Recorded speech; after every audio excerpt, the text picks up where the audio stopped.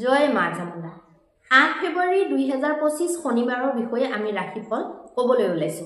আজি হৈছে শুক্ল পক্ষৰ মাঘ মাহৰ একাদশী তিথি আৰু আজি মৃগশিৰা নক্ষত্ৰ থাকিব গধূলি 6:08 লৈকে আৰু তাৰ পিছত পৰিব আৰ্দ্ৰা নক্ষত্ৰ।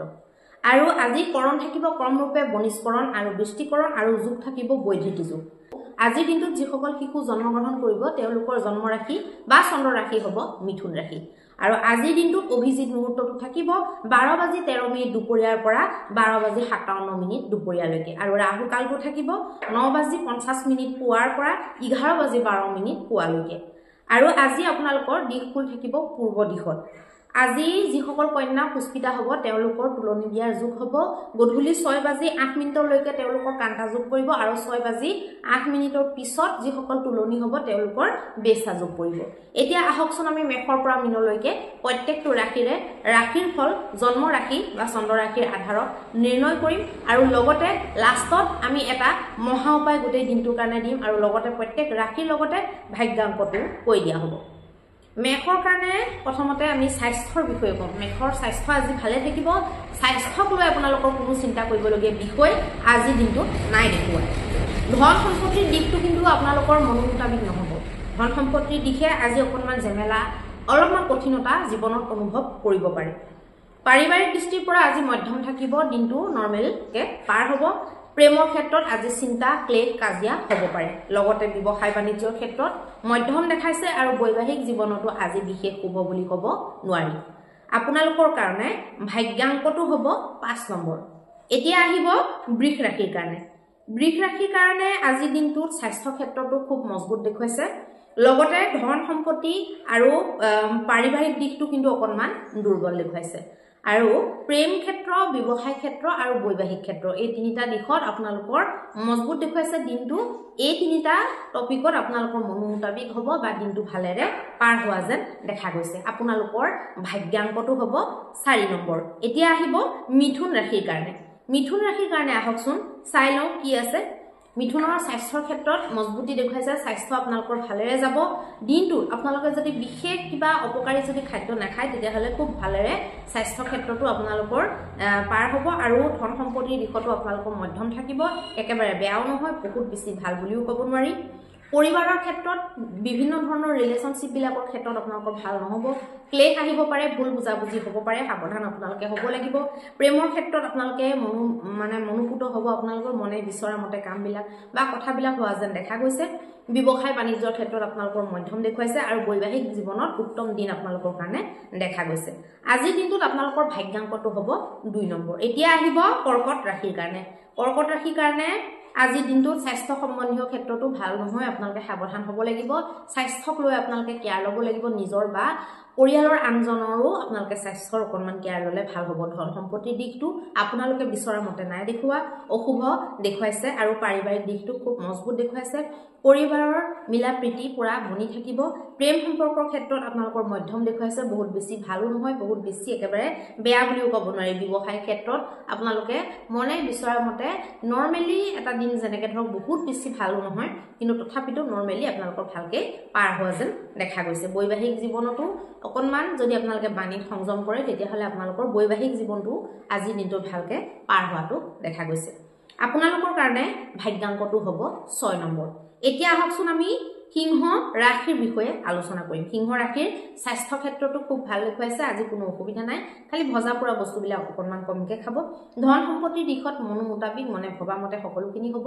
ধনক লৈ কিবা ডিছকাশ্যন কৰা বা ধন পাবলৈ থকা ঘূৰাই পোৱা সেইবিলাক আপোনালোকৰ হ'ব পাৰে দিনটোৰ ভিতৰত। পাৰিবাৰিক ক্ষেত্ৰত আপোনালোকৰ উইক দেখুৱাইছে।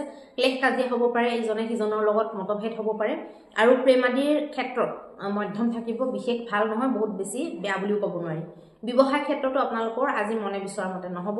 বিভিন্ন ধৰণৰ ঝেমেলা, বিভিন্ন ধৰণৰ কঠিনতা অনুভৱ কৰিব পাৰে আৰু লগতে বৈবাহিক জীৱনটো মধ্যম দেখুৱাইছে, বিশেষ বহুত একো খাছ নাই। আজিৰ দিনটোত আপোনালোকৰ ভাগ্যাংকটো হ'ব 4 নম্বৰ। এতিয়া আহিব কন্যা ৰাশিৰ কাৰণে।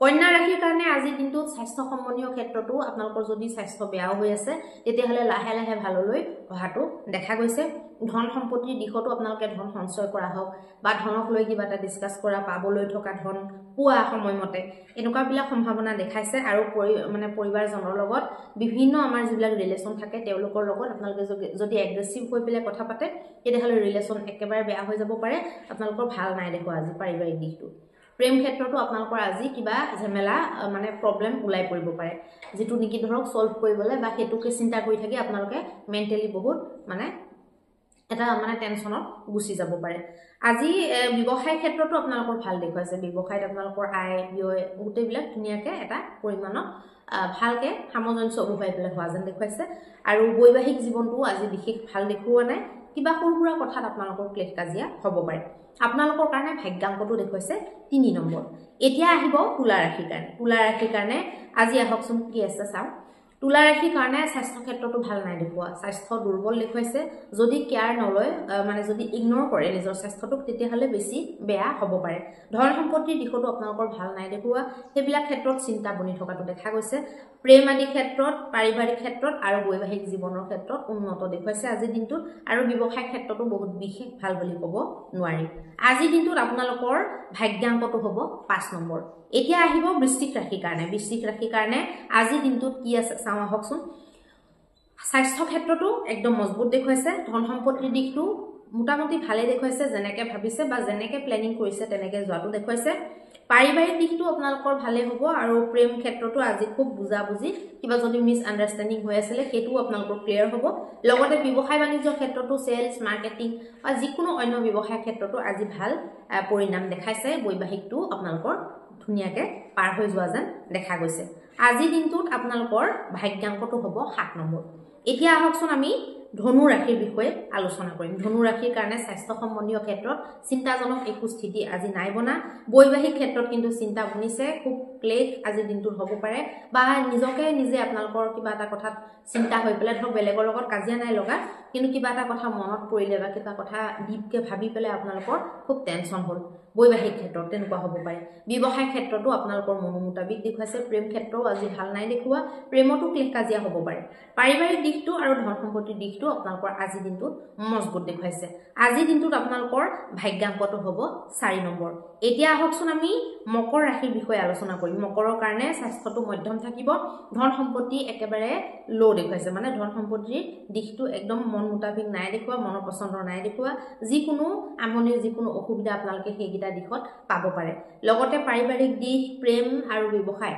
গোটেইগিটা দিশে আজি আপোনালোকৰ কাৰণে বিশেষ শুভ বুলি ক'ব নোৱাৰি দিনটোৰ মুঠতে আপোনালোকৰ বৈবাহিক হওক প্ৰেম হওক সকলো ক্ষেত্ৰতে টেনচন বনি থকাটো দেখুৱাইছে আজি দিনটোত আপোনালোকৰ ভাগ্যাংকটো হ'ব 4 নম্বৰ এতিয়া আহকচোন আমি কুম্ভ ৰাশিৰ বিষয়ে আলোচনা কৰিম কুম্ভ ৰাশিৰ বিষয়ে কিন্তু এই ক্ষেত্ৰত স্বাস্থ্যৰ ক্ষেত্ৰত ভাল দেখুৱাইছে স্বাস্থ্যৰ কোনো অসুবিধা নাই কোনো চিন্তাজনক স্থিতি নাই আৰু ধন এনে অভাৱত ব্যয় হোৱা বা ক্ষতি হোৱা এইবিলাকৰ কোনো সম্ভাৱনা নাই দেখুৱা পাৰিবাৰিক দিশটো মধ্যম দেখুৱাইছে লগতে প্ৰেমৰ দিশটো আপোনালোকৰ মোটামুটি চলি যোৱা যেন দেখুৱাইছে ব্যৱসায় ক্ষেত্ৰত আৰু বৈবাহিক ক্ষেত্ৰতো আপোনালোকৰ ভাল দেখুৱাইছে প্লেনিং কৰা মতে ভবা মতে মনত কোনো আঘাত বা মনত কোনো টেনচন জন্ম নোহোৱাকে দিনটো পাৰ হ'ব যেন দেখা গৈছে আজি আপোনালোকৰ ভাগ্যাংকটো হ'ব 2 নম্বৰ এতিয়া আহকচোন আমি মীন ৰাশিৰ বিষয়ে আলোচনা কৰিম মীন ৰাশিৰ কাৰণে কেনেকুৱা হ'ব আজি দিনটো স্বাস্থ্য সম্বন্ধীয় ক্ষেত্ৰত মধ্যম স্থিতি থাকিব লগতে ধন সম্পত্তিৰ দৃষ্টিটো আপোনালোকৰ মধ্যমীয়া দেখা গৈছে আৰু পাৰিবাৰিক দিশটো বহুত মজবুত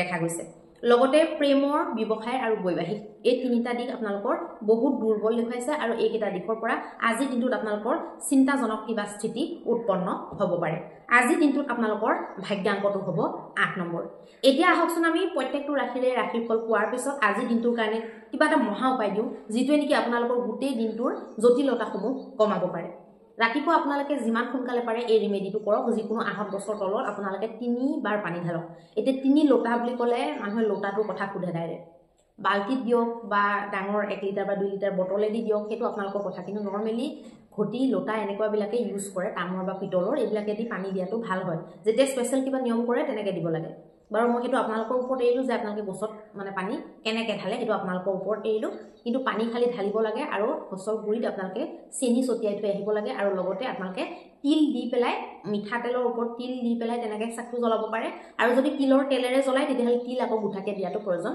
নাই এইটো নিয়ম আপোনালোকে কৰক চাকি যাৰ বহুত অসুবিধা বেছি মানে মানসিক প্ৰেছাৰত আছে তেওঁলোকে আপোনালোকে 8 গছ চাকি দিব আৰু যিবিলাকে নৰ্মেলি এনে নিয়মটো কৰিম বুলি ভাবিছে আপোনালোকে 1 গছ চাকি দিলেও হৈ যাব এইটো নিয়ম আপোনালোকে যিমান পাৰে সোনকালে কৰক ৰাতিপুৱা দুকমুকালিতে যদি কৰিব পাৰে বা সূৰ্য উদয়ৰ 1 ঘণ্টাৰ ভিতৰত যদি কৰিব পাৰে তেতিয়াহ'লে অত্যন্ত শুভ ফল লাভ কৰিব পাৰিব সূৰ্য উদয়ৰ 1 ঘণ্টাৰ ভিতৰত বুলি কিয় কোৱা হৈছে কাৰণ যিটো বাৰ পৰে সেই বাৰটোৰ সূৰ্য উদয়ৰ 1 ঘণ্টাৰ ভিতৰত সেই গ্ৰহটোৰ হোৰা পৰে আৰু হোৰাত যিকোনো কামে বিশেষ সফল হয় ভিডিঅ'টো যদি ভাল লাগে লাইক কৰিব শ্বেয়াৰ কৰিব সাবস্ক্ৰাইব কৰি দিব যদি ইউটিউবত চাই আছে আৰু যদি ফেসবুকত চাই আছে ফলো কৰি দিব ধন্যবাদ